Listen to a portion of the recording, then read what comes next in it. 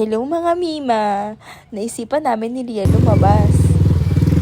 Maghahanap kami. What?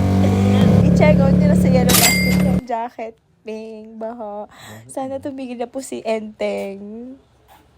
Oh my God, umuulan na naman dito sa amin. So, ayan na.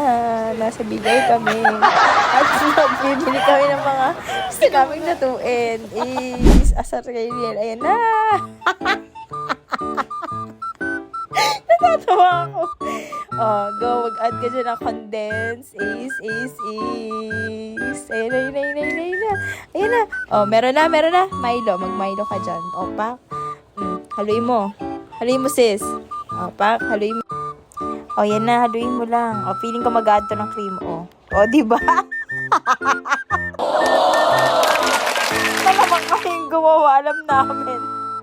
Ayan na. Diba nahalo na? O, go. Mag-graham ka na dyan. Tapos, ilagay mo na yun. O, tapos, ayan na. O, tapos, ay, tatakpa mo ulit. Ayan. O, perfectionist yarn.